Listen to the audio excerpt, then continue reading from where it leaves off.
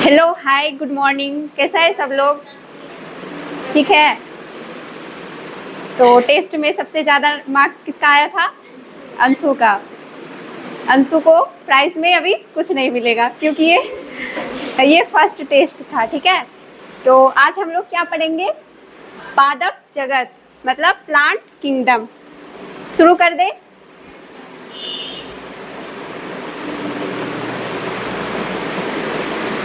क्या है हमारा चैप्टर? पादप जगत।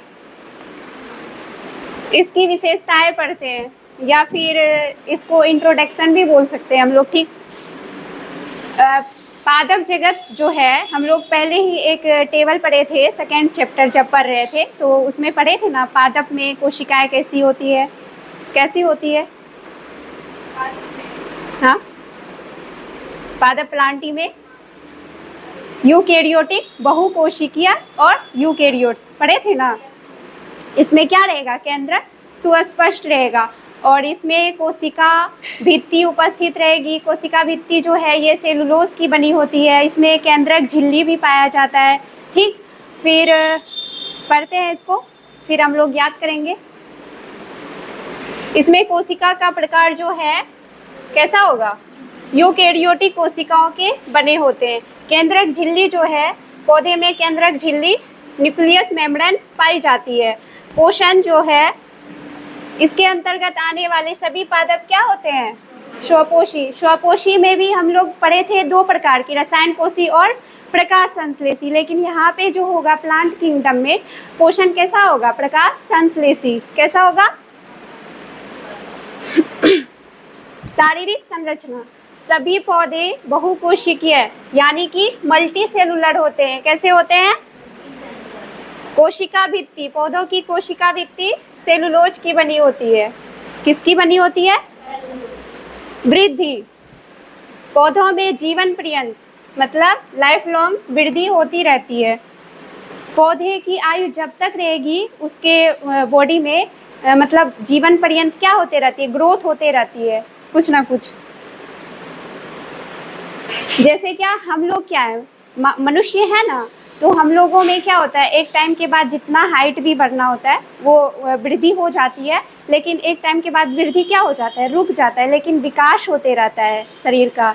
कुछ कोई लोग देखेंगे दुबला हो जाता है, किसी में मोटापा आ जाता है, तो ये क्या होता है? ये विकास होता है, ना कि वृद्धि। ठीक, तो चलिए हम लोग उधर पढ़ते हैं इसको।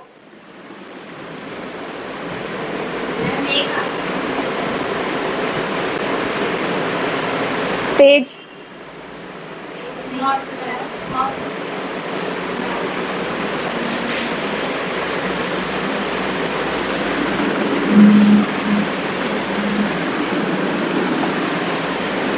हम लोग क्या पढ़ रहे हैं? पादप जगत।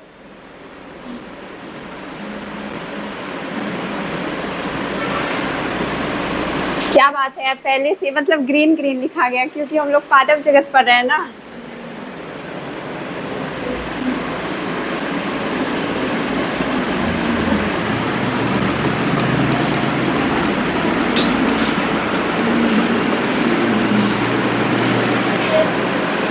Plant kingdom.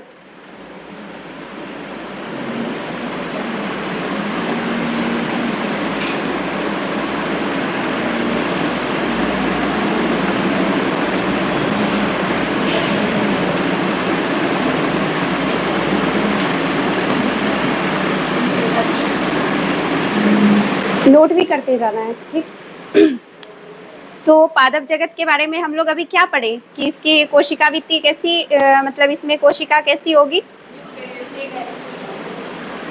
यूकेरियोटिक और बहुकोशिकीय। कैसी होगी?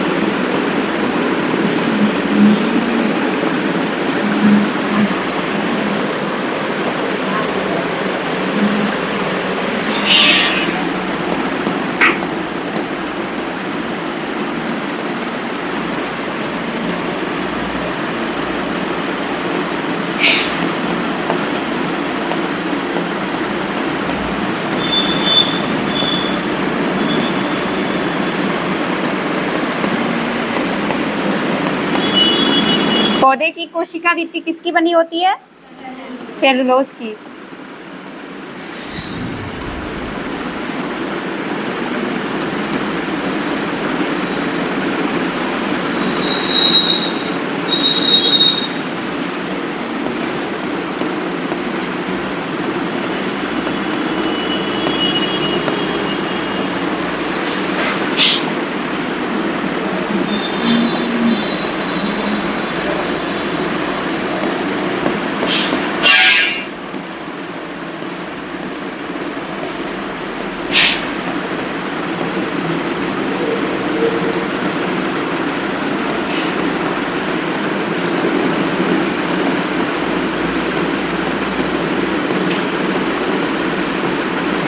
सभी पादप में केंद्रक झिल्ली मतलब न्यूक्लियस मेम्ब्रेन पाई जाती है।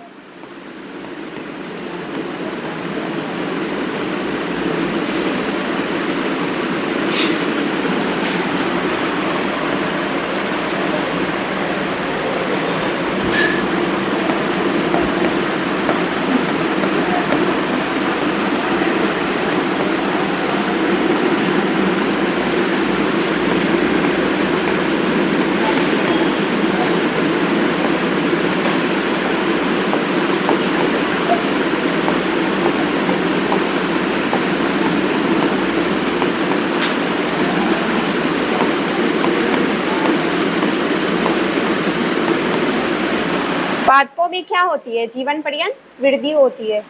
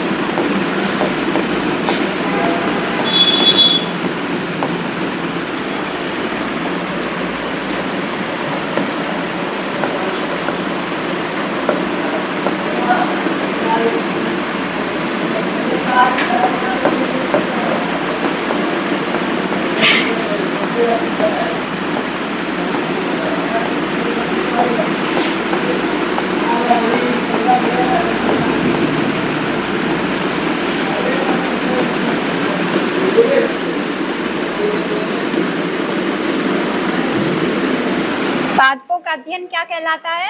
पादप विज्ञान। पादप विज्ञान के फादर कौन है? कौन है? अरस्तु है। श्योर?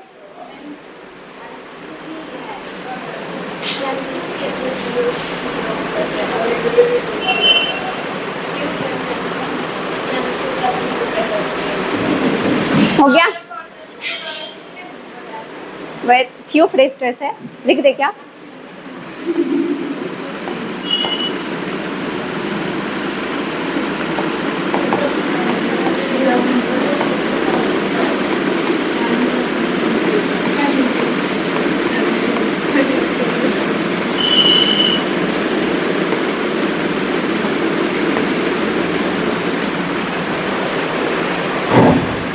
पादपों का अध्ययन पादप विज्ञान कहलाता है और इसमें स्वपोषी पोषण होते हैं। पादपों में जीवन पर्यंत वृद्धि होती रहेगी और सभी पादप में केंद्रक झिल्ली पाई जाती है। पौधे की कोशिका भित्ति किसकी बनी होती है? सेलुलोज की। यहाँ तक हो गया?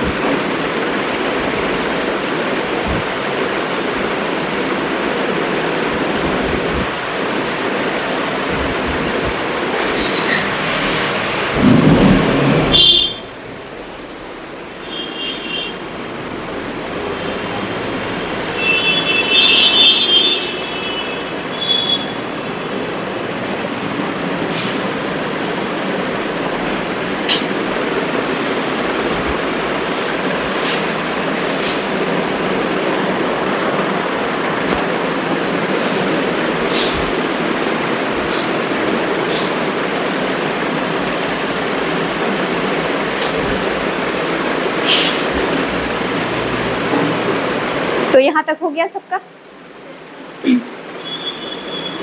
तो आप लोग मतलब देखे होंगे कि पादप कई प्रकार के होते हैं, पादप में भी कई भिन्नता पाई जाती है, ठीक है।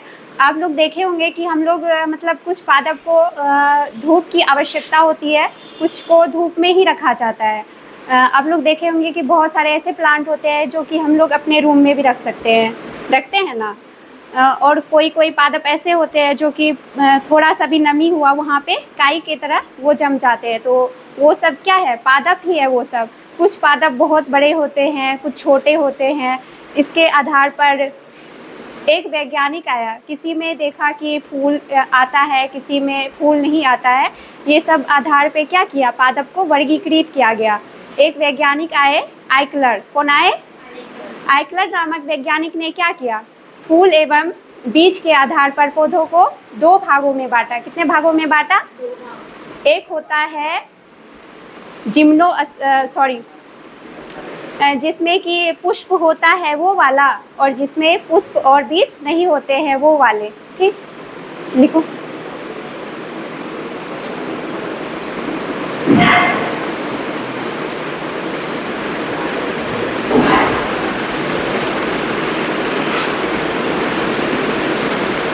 ठीक, हो गया सबका?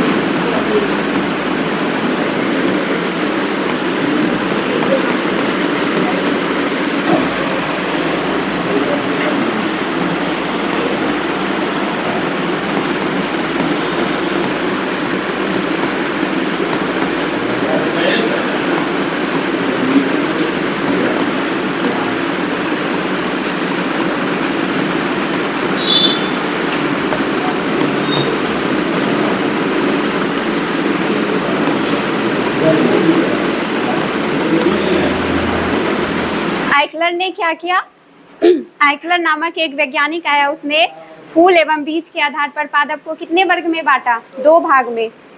एक होता है पुष्प, जिसमें कि पुष्प और बीज नहीं होते हैं।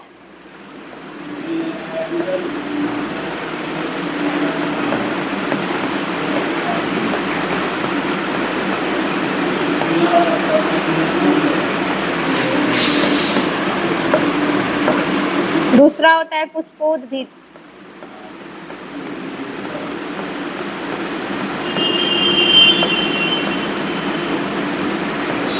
और पुष्पोद्भिद में पुष्प एवं बीज नहीं पाए जाते हैं।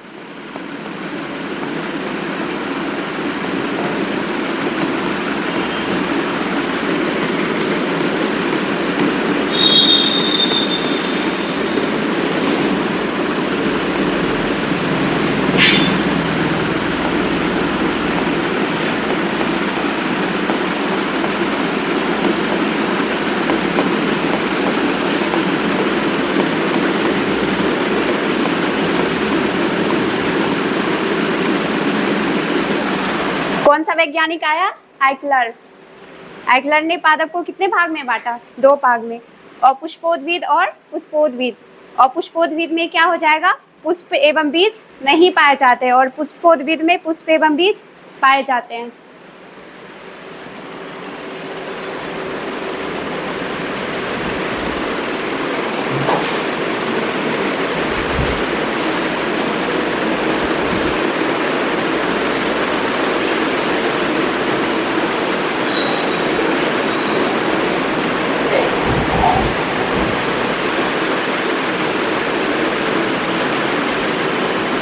हो गया?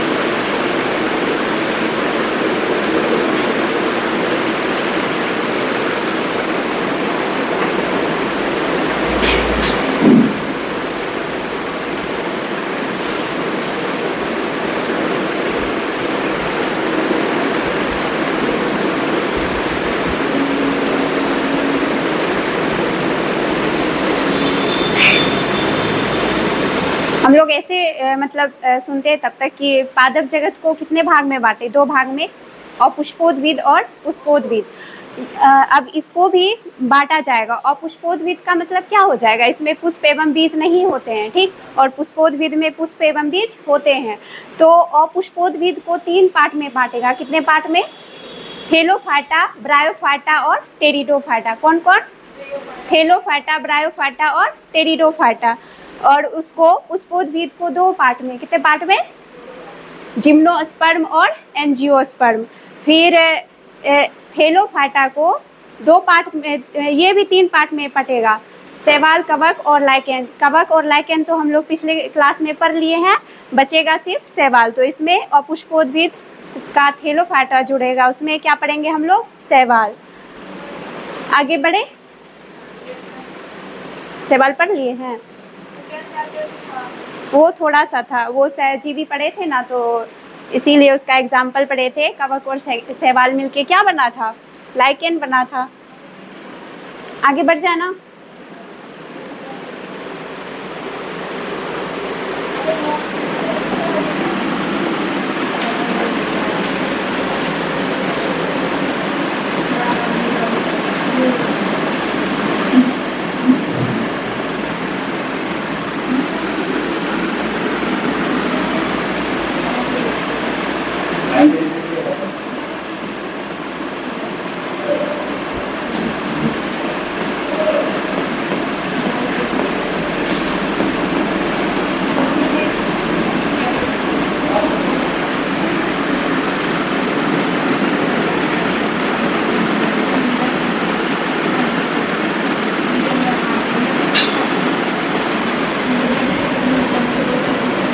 और पुष्पोद्भिद में क्या क्या बताए? बातें नहीं करना है।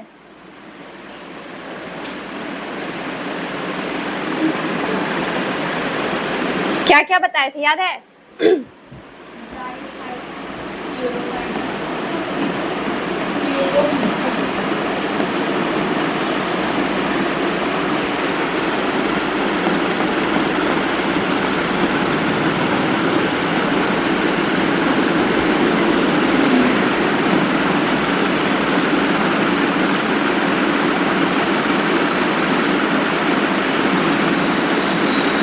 पुष्पोद्भिद को कितने पार्ट में बांटे?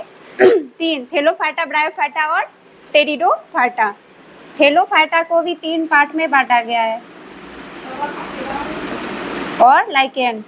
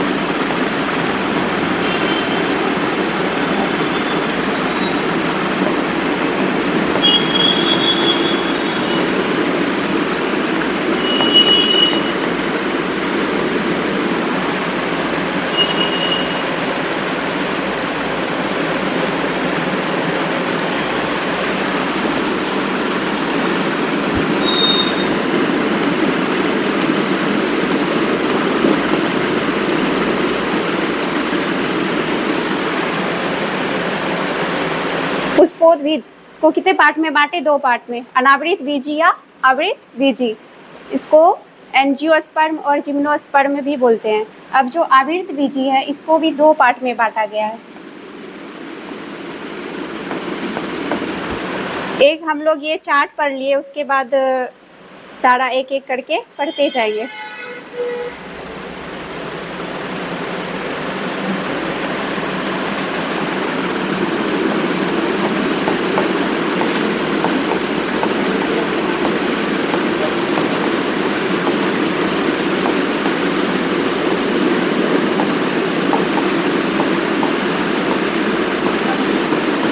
आवृत बीजी में क्या हो जाएगा? एक बीजपत्री और द्विबीजपत्री। एक बीजपत्री को मोनोकॉट और बीजपत्री को डाइकॉट बोलते हैं।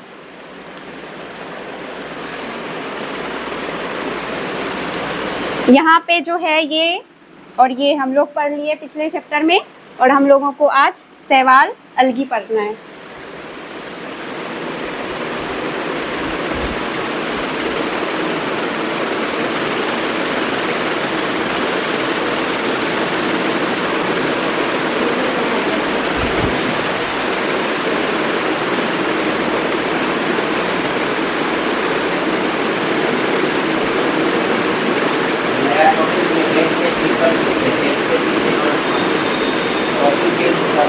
ये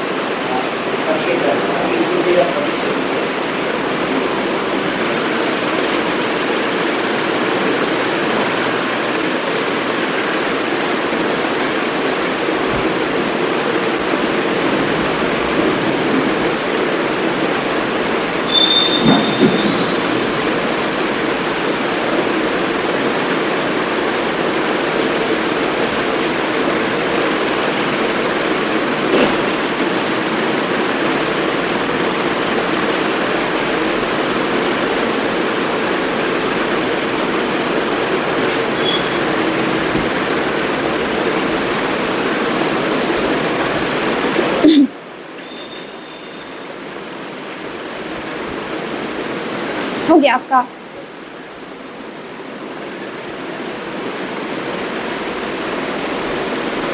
हम लोग क्या पढ़े? पादप जगत पढ़ रहे हैं। इसको कितने भाग में बांटा था आइकलर नामक वैज्ञानिक ने? कौन कौन? अपुष्पोद्भिद और पुष्पोद्भिद। और पुष्पोद्भिद में क्या क्या रखा गया? थेलोफाइटा, ब्रायोफाइटा और टेरिडोफाइटा, जो कि इसको भी थेलोफाइटा को 3 पार्ट में बांटा। कौन? शैवाल, कवक और लाइकेन। कवक और लाइकेन को हम लोग पिछले कक्षा में पढ़ लिया है। आज क्या पढ़ेंगे हम लोग? शैवाल। उसके बाद पुष्पोद्भिद को कितने पार्ट में बांटा है? 2 पार्ट में, नग्नबीजी या आवृतबीजी और आवृतबीजी। फिर आवृतबीजी को कितने पार्ट में बांटा है? 1 बीजपत्री और 2 बीजपत्री। आगे बढ़े।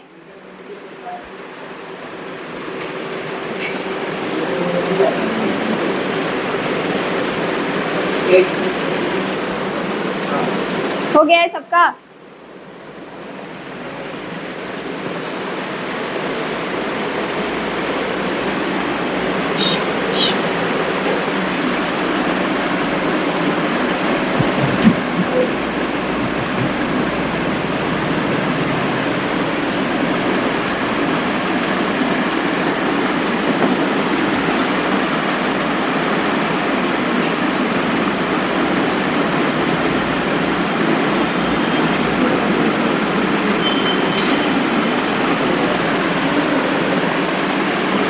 हम लोग पढ़ेंगे पादप जगत का वर्गीकरण। क्या पढ़ेंगे? पादप जगत का वर्गीकरण।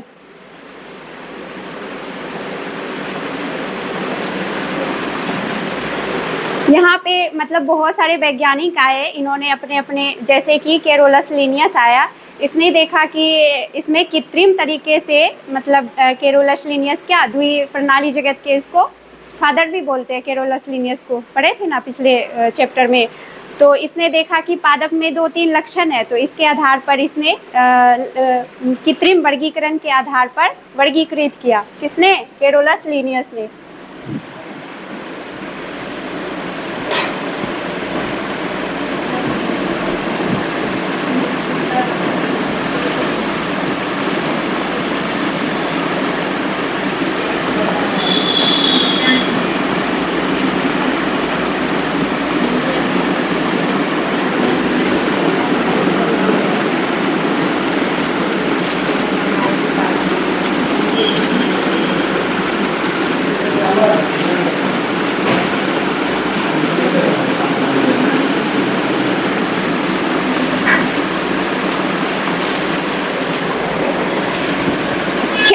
कृत्रिम वर्गीकरण किसने दिया था? कैरोलस लिनियस ने। इसने क्या देखा था पौधों में? 2-3 लक्षण के आधार पर बताया कि पौधों में कृत्रिम वर्गीकरण होता है।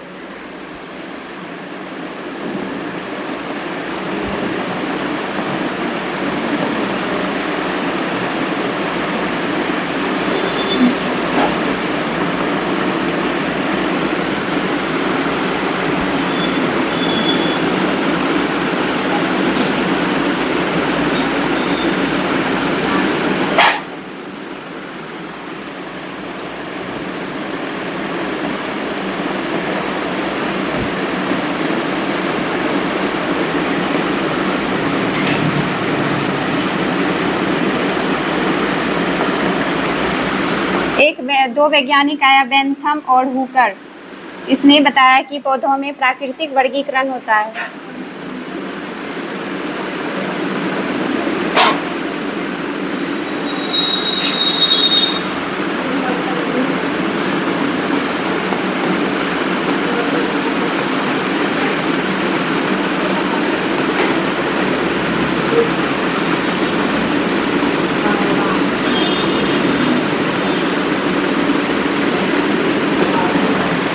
बाह्य व आंतरिक संरचना के आधार पर प्राकृतिक वर्गीकरण को किसने दिया? बेंथम और हुकर ने। किस आधार पर? बाह्य व आंतरिक संरचना के आधार पर।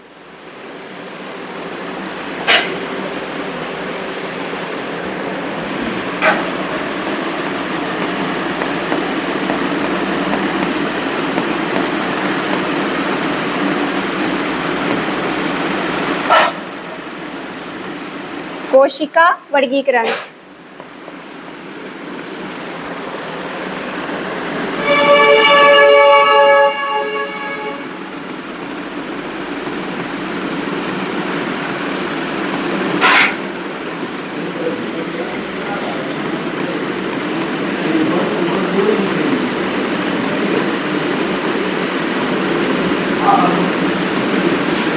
कोशिका वर्गीकरण किस आधार पर किया गया? संरचना।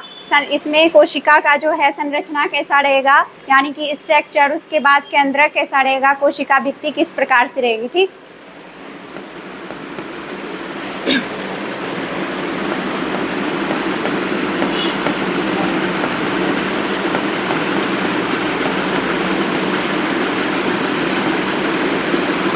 फर्स्ट चैप्टर में हम लोगों ने पढ़ा था कि 7 टेक्सॉन होते हैं, जाति, वर्ग, कुल, गण, ये सब पढ़े थे ना। तो जातीय वर्गीकरण इसके आधार पर किया गया। जाति,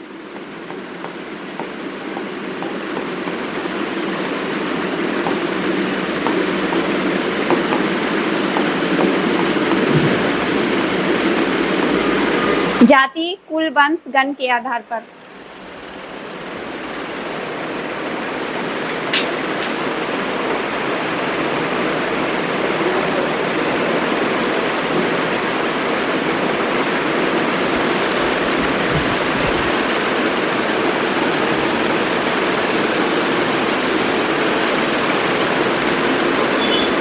आप लोग बादाम खा के आए हैं? बादाम खा के आए हैं कल शाम में? तब तो अंशु को सब कुछ याद होगा पिछले वाला। जैसे क्या थोड़ा सा पीछे जाते हम लोग, तो फर्स्ट चैप्टर में सेकंड चैप्टर में क्या पढ़े थे हम लोग? कितने किंगडम पढ़ चुके हैं हम लोग? किंगडम ये तीसरा पढ़ रहे हैं। पढ़ कितने चुके हैं आप लोग? बादाम खा के नहीं आए, बिल्कुल भी नहीं आए। मोनेरा, प्रोटिस्टा, फंजाई पढ़ लिए हैं, और ये चौथा पढ़ रहे हैं ना, प्लांटी। तो मोनेरा किंगडम में किसको रखा गया था? और प्रोटिस्टा में अमीबा, पैरामीशियम, ये सब नहीं पढ़े थे? तो ये सब बोल देंगे। और उसके बाद फंजाई किंगडम में अभी जस्ट पढ़े हैं, मतलब 2-3 दिन पहले। कब?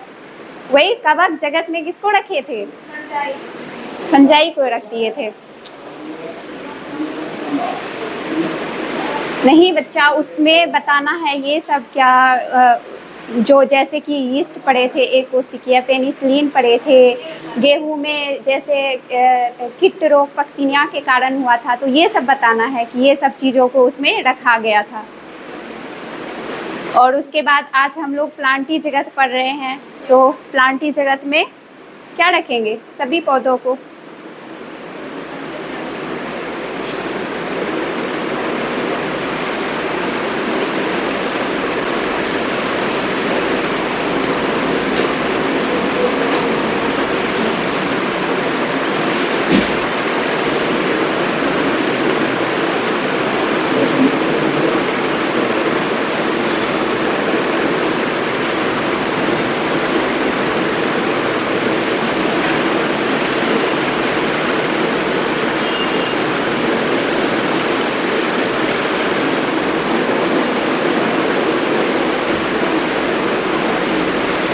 अभी हम लोग जैसे क्या दो पार्ट में बांटे, और पुष्पोद्भिद और पुष्पोद्भिद, तो थेलोफाइटा, ब्रायोफाइटा और टेरिडोफाइटा आया था ना। और पुष्पोद्भिद में थेलोफाइटा जैसे बोलेंगे, जैसे क्या मोनेरा जगत को बोलते थे, तो क्या याद करने बोले? बैक्टीरिया। उसी तरह यहाँ पे थेलोफाइटा को इसमें याद रखना है ये शैवाल, अलगी को। ठीक, जैसे ये बोलेंगे तो शैवाल याद आना चाहिए। आगे बढ़े।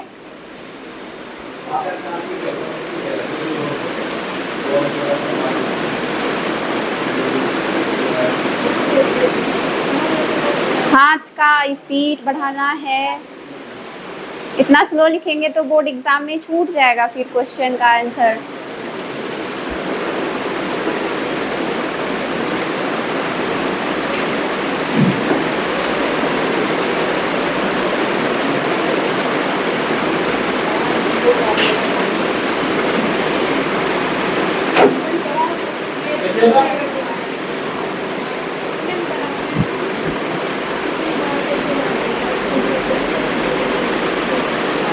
आगे बढ़ जाए।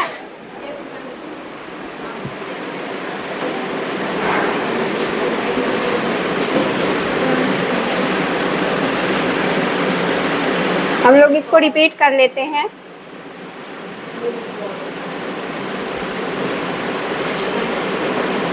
साफ नहीं दिख रहा है ना।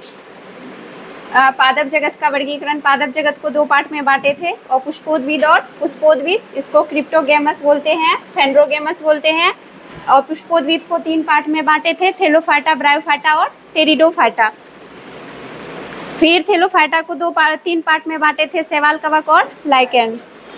इसको दो पार्ट में बांटे थे, नग्नबीजी और आवृतबीजी, जिम्नोस्पर्म, एंजियोस्पर्म। एंजियोस्पर्म को दो पार्ट में बांटे थे, एक बीजपत्री, मोनोकॉट, और द्विबीजपत्री, डाइकॉट।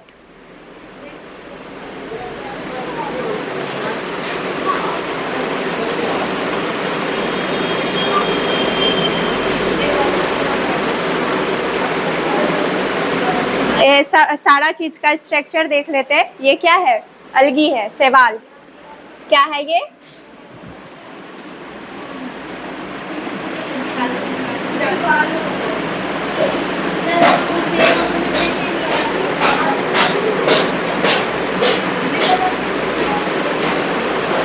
मतलब विकास कैसे हुआ धरती पर जो है, ये कैसे मतलब शुरुआत हुआ? ये समुद्र में आया सबसे पहले। अलगी कहाँ आया था? ये समुद्री जीव है। और ये समुद्री जीव का मतलब ये नहीं है कि समुद्री जल कैसा होता है, लवणीय होता है, खारा। तो ये लवणीय और अलवणीय दोनों जगह पाया जाता है। ठीक, इसके बाद ये हुआ, आगे बढ़ते गया थेलोफाइटा, फिर ब्रायोफाइटा आया, जो क्या ये मतलब जल से निकलकर बाहर आया।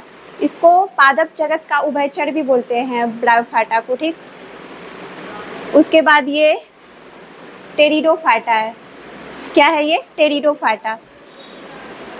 इसमें जो है, इसमें संवहन ऊतक का निर्माण नहीं हुआ था, लेकिन इसमें संवहन ऊतक का निर्माण हो गया। संवहन ऊतक समझते हैं क्या होता है? संवहन ऊतक, संवहन ऊतक को दो पार्ट में बांटा गया है, एक जाइलम और फ्लोएम। अब तो समझ में आ गया होगा। जाइलम क्या करता है कि जड़ से जल और खनिज लवण लेके पौधे के अन्य भाग में पहुंचाने का काम करता है, और फ्लोएम जो है वो मतलब भोजन जो बनाता है, मतलब पौधे जो प्रकाश संश्लेषण के द्वारा भोजन बनाता है उसको पौधे के अन्य भाग तक पहुंचाने का कार्य फ्लोएम करता है। यही है कि टेरिडोफाइटा में संवहन ऊतक का विकास हो गया। उसके बाद जिम्नोस्पर्म। जिम्नोस्पर्म में क्या हुआ कि इसमें बीज तो बना लेकिन इसमें बीज आवरण नहीं हुआ। क्या हुआ? बीज बना लेकिन बीज आवरण नहीं था, आप देख भी रहे होंगे। उसके बाद एंजियोस्पर्म, इसमें बीज और फूल दोनों का निर्माण हुआ। आप जितने भी देख सकते हैं अपने आसपास जो भी फूल हो उसमें बीज हो रहा है और वो ढका, जैसे आम ले लीजिए, उसमें बीज भी है और बीज आवरण भी है ना। लीची हो गया और भी बहुत सारा चीज़। तो इसको हम लोग पढ़ते हैं, फिगर्स हम दिखा दिए।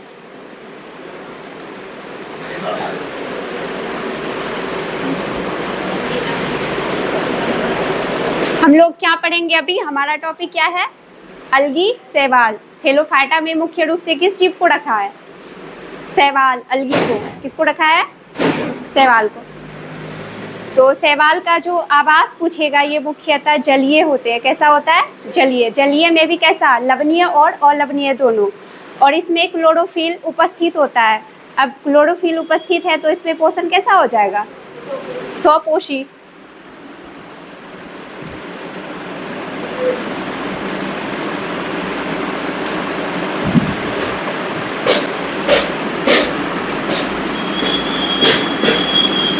इसमें पोषण कैसा हो जाएगा? स्वपोषी। और जो है स्वपोषी में भी कैसा? दो तरह के पढ़ाए थे ना वो चार्ट में जो दिखाए थे, प्रकाश संश्लेषी और रसायन संश्लेषी। इसमें प्रकाश संश्लेषी होगा। कैसा होगा? प्रकाश संश्लेषी। चलो लिखते हैं। और इसका जो शरीर है, बॉडी का स्ट्रक्चर, वो थैलस होता है। कैसा होता है? थैलस। अब पूछेंगे कि थैलस का मतलब क्या होता है? क्या होता है, कोई बताएगा? थैलस का मतलब होता है कि इसमें जो है जड़ तनापत्ति का अभाव होता है। क्या होता है? जड़ तनापत्ति का अभाव। चलो हम लोग लिखते हैं फिर।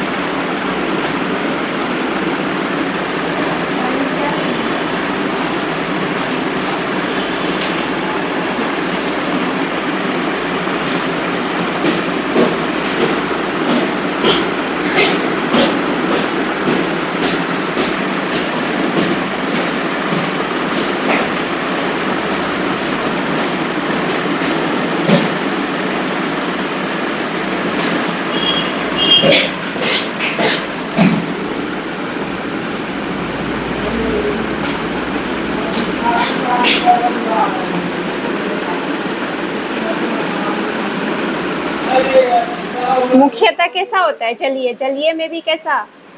अलवणीय।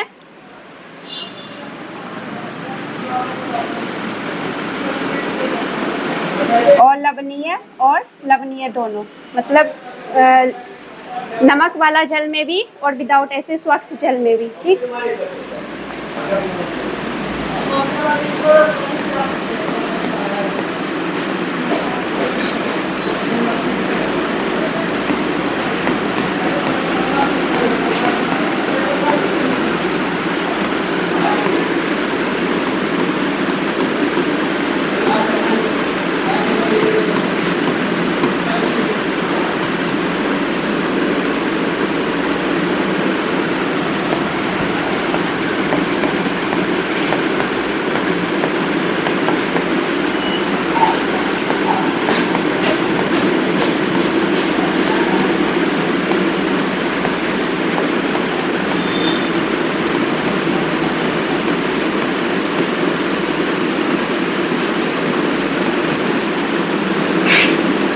पोषण कैसा हो जाएगा?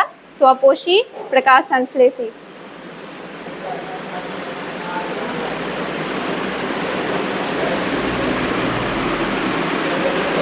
और ये जो है शैवाल अलगी का कार्य जो है, ये पृथ्वी पर 50% CO2 का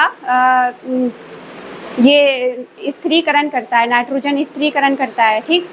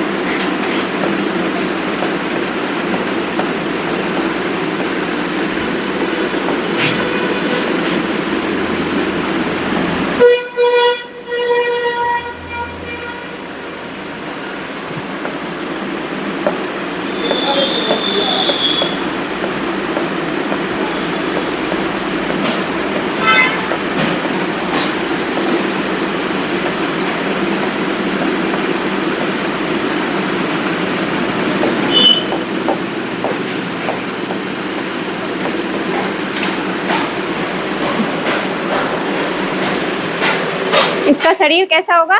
थैलस। थैलस का मतलब क्या बताए थे? इसमें जो है जड़ तनापत्ति का अभाव होता है।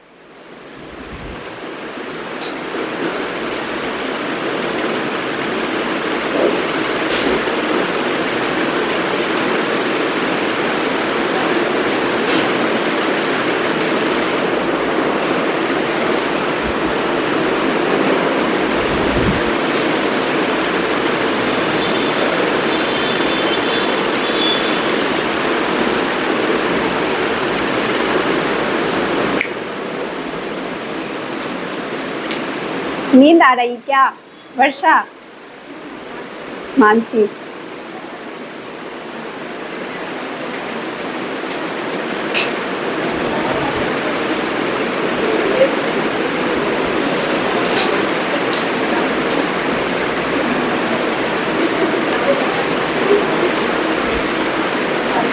हो गया?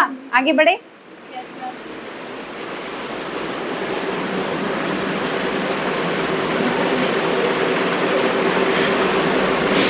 थैलस का मतलब पूछिएगा तो क्या होता है? हो जाएगा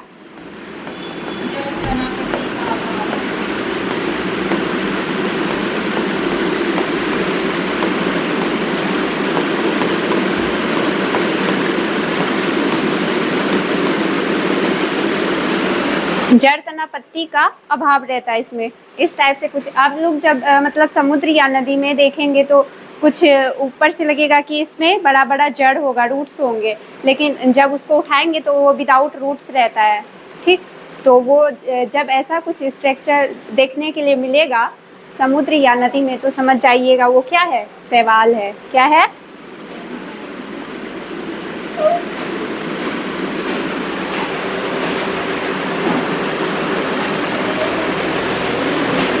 ऐसा ही कुछ होता है शैवाल। देखेंगे क्या?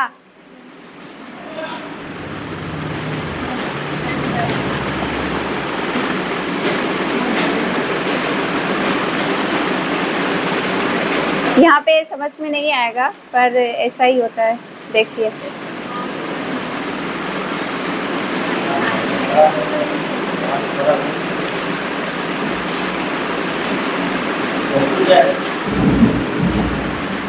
है ना, ये देखो उठाया है, इसमें कुछ जड़ तना दिख रहा है? नहीं दिख रहा है ना, ये सब अलगी ही है। मतलब इस टाइप से हो सकता है। ये देखिए काई, हम लोग उसको भी बोल सकते हैं जैसे कि हम लोग के मतलब कल होता है जहाँ पे गांव में होता है ना, तो वहाँ पे देखिएगा काई, जिसको कि हम लोग मम्मी लोग बोल देती है कजली बैठा हुआ है ना, तो वही है ये। ठीक, अब आ गया होगा अच्छे से समझ में।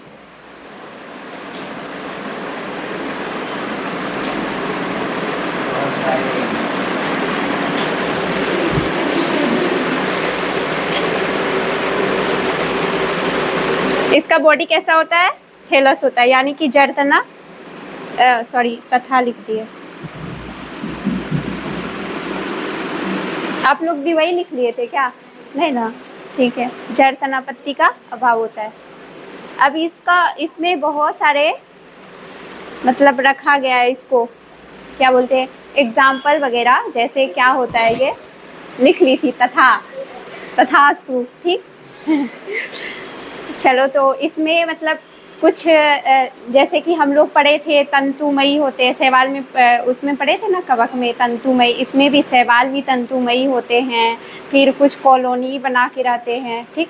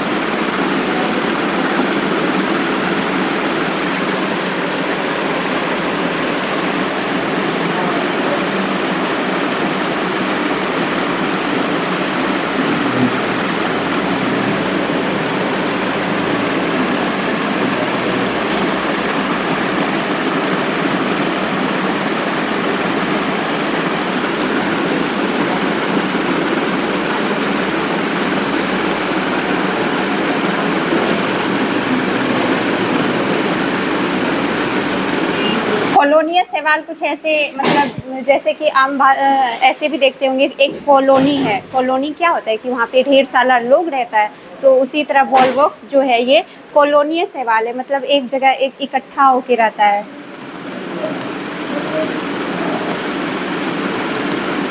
ये सभी एक दूसरे से एक पतला तार की तरह जुड़ा रहता है, ठीक।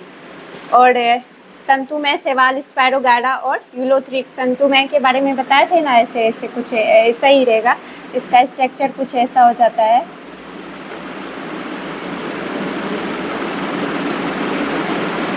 इस टाइप से, ठीक है।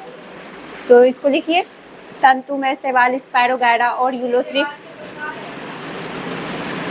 हाँ, एग्जाम्पल।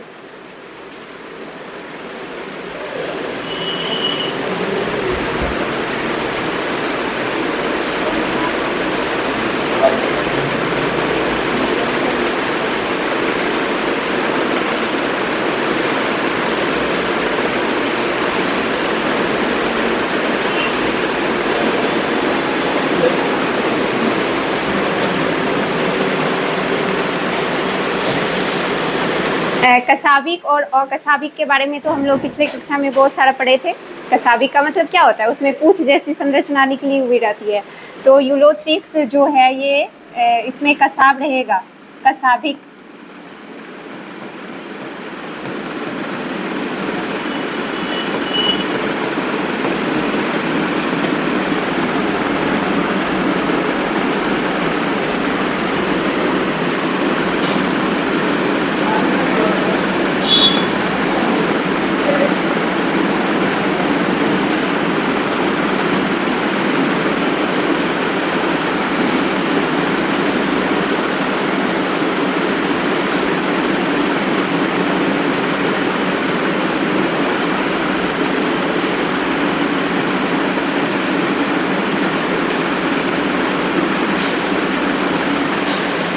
तंतुमय शैवाल का एग्जाम्पल क्या है, स्पायरोगाइडा और यूलोथ्रिक्स। स्पायरोगाइडा जो है ये अकसाबिक शैवाल रहेगा और यूलोथ्रिक्स कसाबिक शैवाल रहेगा।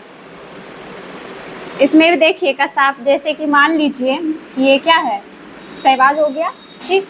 इसमें ये कसाब लगा हुआ है, तो ये हो जाएगा कसाबिक शैवाल, और यही नहीं लगा रहेगा तो ये क्या हो जाएगा, अकसाबिक शैवाल। आगे समझ लो। और जिसको याद नहीं रहता है, आप लोग वहाँ पे छोटा छोटा फिगर भी बना सकते हैं। नीचे बना दिए। ये कसाविक सवाल हो जाएगा और इसमें कोई भी कसाब उपस्थित नहीं रहेगा।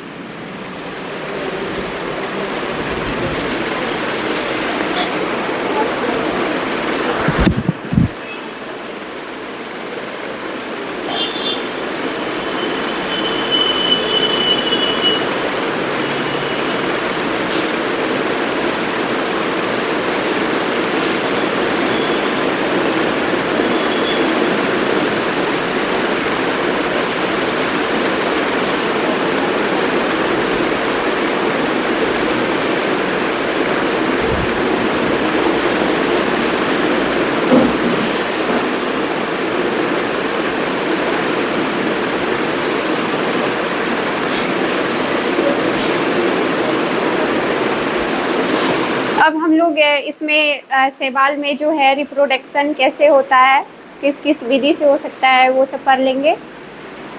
सिर्फ 3 विधि से होता है, कायिक, अलैंगिक और लैंगिक। उसके बाद इसका क्लासिफिकेशन भी होगा, वर्गीकरण। सवाल जो है वो 3 प्रकार के होते हैं, क्लोरोफैसी, थियोफैसी और रोडोफैसी। इसको क्लासिफिकेशन को हम लोग अगले क्लास में पढ़ेंगे। ठीक, तो यहाँ तक हो गया, कोई दिक्कत है?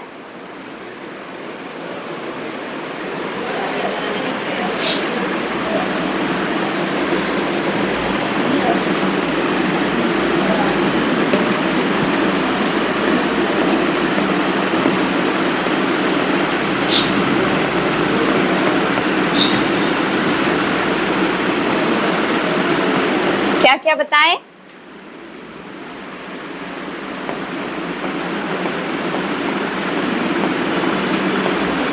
क्या क्या जनन होगा इसमें?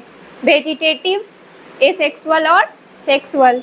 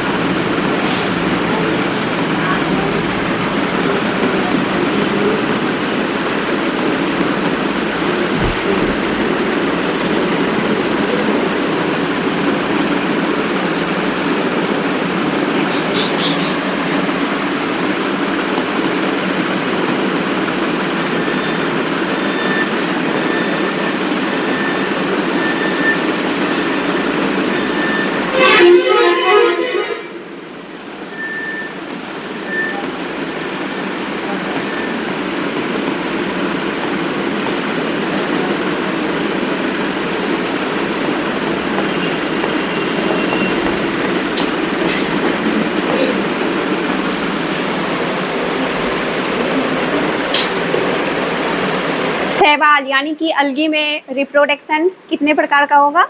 3 प्रकार से, वेजिटेटिव, एसेक्सुअल और सेक्सुअल।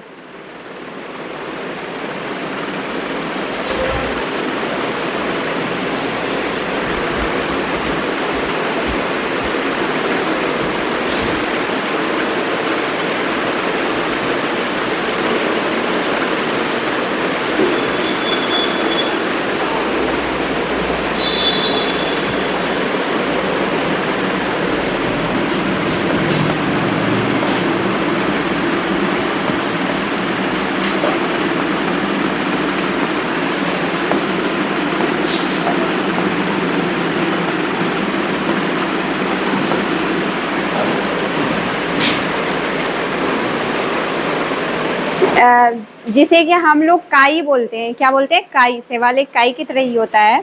तो आप लोगों को लगता है कि ये इसका कुछ उपयोग भी हो सकता है हमारे लिए, हमारे सेहत के लिए या हमारे इन्वायरमेंट के लिए या हमारे खेत के लिए?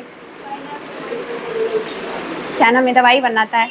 या फिर ऐसा कभी सोचे जो हम लोग आइसक्रीम खाते हैं, जेली खाते हैं, उसमें इस चीज़ का उपयोग होता है? बिल्कुल बिल्कुल। ठीक, जैसे क्या एक सवाल में आता है क्लोरेला। जब अंतरिक्ष यात्री अंतरिक्ष पे यात्रा करने के लिए जाते हैं ना, तो वो क्लोरेला का एक मतलब डब्बा में टैबलेट बना के लेके जाते हैं उसको। उसमें क्योंकि प्रोटीन भरपूर मात्रा में रहता है, तो वो लोग उतना दिन रहेगा तो क्या अनाज का बोरी लेके जाएगा वहाँ पे बनाने के लिए? नहीं, वही लेके जाते हैं डब्बा में। 1-2 गोली खाने के बाद उसको बहुत सारा एनर्जी मिलता है उससे। ठीक। और शैवाल जो है मतलब जिस भी एरिया में है, मतलब आप लोग अगर काई देखेंगे ग्रीन तो वहाँ पे देख के ये पता चलता है कि यहाँ का जो इन्वायरमेंट है वो मतलब अच्छा है, वातावरण यहाँ का शुद्ध है। ठीक।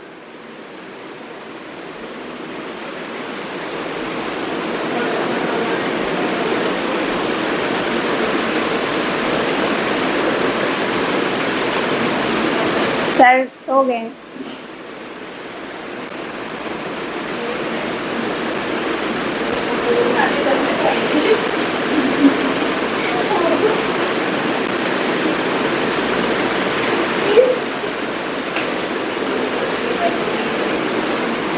आगे बढ़े।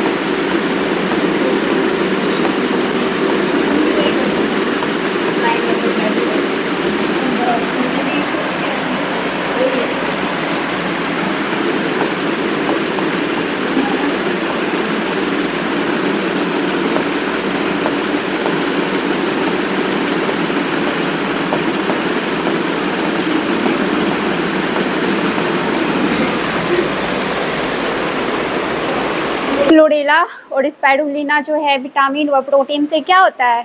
भरपूर होता है।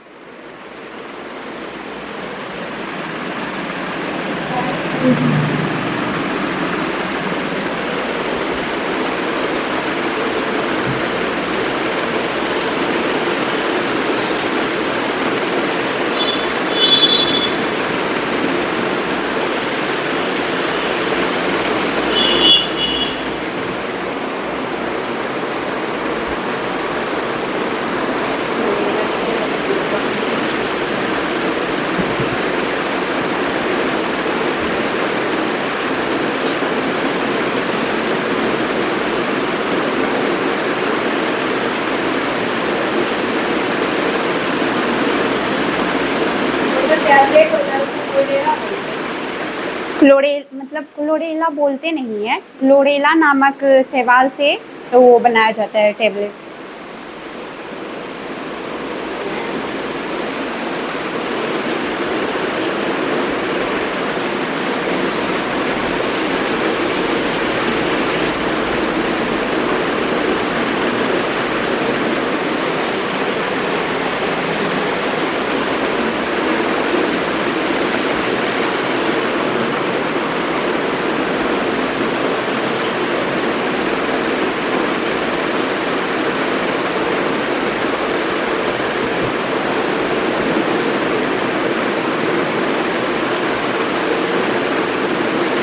हो गया।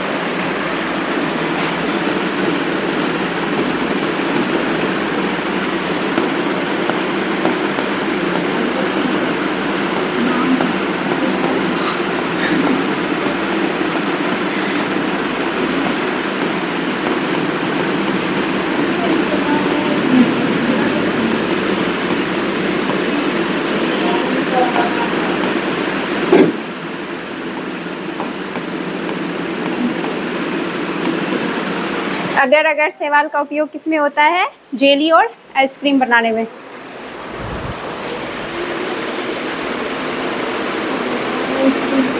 आइसक्रीम।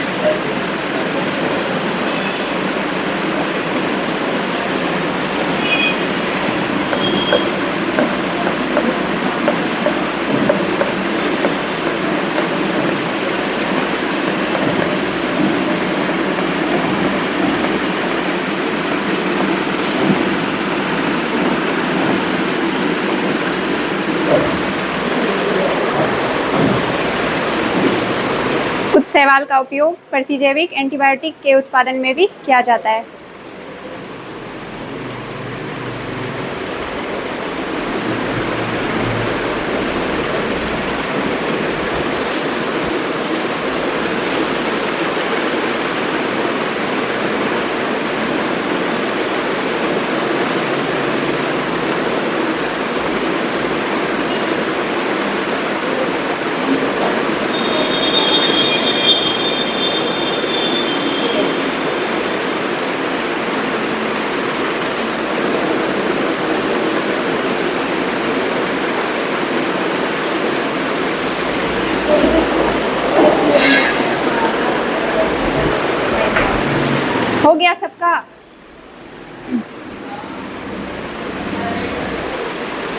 आज हम लोग यहीं तक रहने देते हैं, ठीक। उसके बाद जो भी पढ़े उसको एक बार रिपीट कर लेते हैं।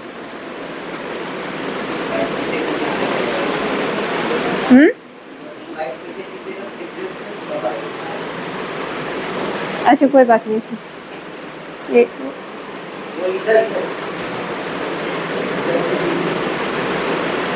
ठीक है, इसका जरूरी नहीं है। हो गया सबका? तो हम लोग आज क्या पढ़े?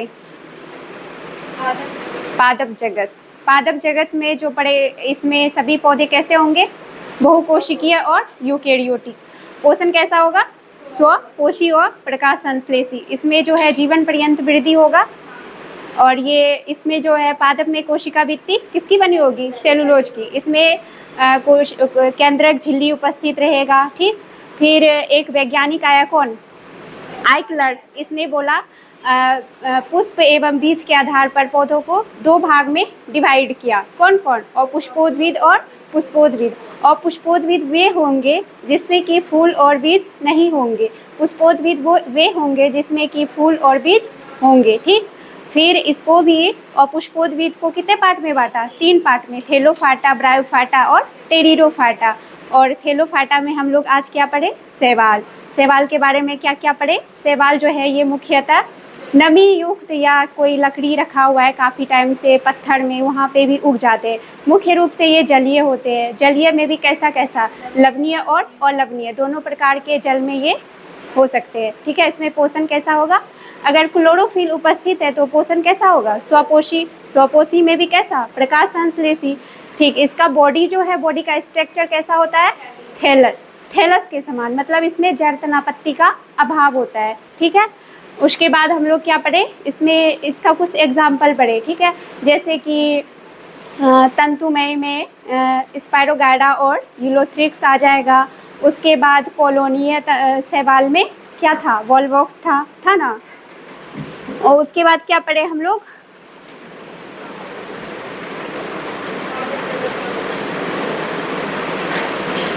ये पढ़ लिए शैवाल का महत्व। पादप जगत का वर्गीकरण पढ़े थे। कुछ वैज्ञानिक लोग आए थे, जैसे कि कैरोलस लिनियस ने इसने बताया कि कृत्रिम वर्गीकरण किया 2-3 लक्षण के आधार पर। फिर दो वैज्ञानिक आए, वेंथम और हुकर। इसने क्या बोला कि इसमें मतलब है, क्या बोला था? प्राकृतिक वर्गीकरण दिया। फिर रासायनिक वर्गीकरण पढ़े थे, तो सुन लीजिए। ऐसे ही रासायनिक वर्गीकरण भी आया था। फिर एक संख्यात्मक वर्गीकरण आया था, क्वांटीकरण जिसको बोलते हैं, संख्या के आधार पर ये वर्गीकरण किया गया था। उसके बाद कोशिका वर्गीकरण आया था। इसमें इसके बॉडी का स्ट्रक्चर कैसा होगा, इसमें सेल वॉल कैसा होगा, न्यूक्लियस कैसा होगा, ये सब के आधार पर, ठीक। उसके बाद क्या पढ़े थे हम लोग? उसके बाद शैवाल अलगी के बारे में पढ़े थे, वो तो बता ही दिए। उसके बाद इसका इम्पोर्टेंस पढ़े थे पर्यावरण और O2 के उत्पादन में। उसके बाद भोजन और पोषण के रूप में, जैसे कि क्लोरेला क्या करता है? अंतरिक्ष यात्री जो भी अंतरिक्ष में यात्रा करने जाते हैं तो वो क्लोरेला का टेबलेट बना के लेके जाते हैं। और इस क्लोरेला और स्पाइरुलिना क्या होते हैं? विटामिन और प्रोटीन से भरपूर होते हैं। उसके बाद कृषि और उर्वरक के रूप में एनाबिन और नॉस्टॉक जैविक खाद के रूप में होता है। फिर अगर एक शैवाल का नाम है जो क्या जेली और आइसक्रीम बनाने में काम आता है, ठीक। उसके बाद कुछ शैवाल का उपयोग एंटीबायोटिक बनाने में होता है, दवाई, ठीक। यहाँ तक कोई किसी को दिक्कत है? तो अगले क्लास में हम लोग इसका अलगी का क्लासिफिकेशन पढ़ लेंगे। 3 क्लासिफिकेशन है, क्लोरोफाइसी, रोडोफाइसी और एक फियोफाइसी, ठीक। उसके बाद हम लोग उसको डिटेल से पढ़ना पड़ेगा, तो वो पढ़ लेंगे। फिर थैलोफाटा के बाद ब्रायोफाटा आता है, ठीक। Thank you. क्लास यहाँ पे ख़त्म करते हैं।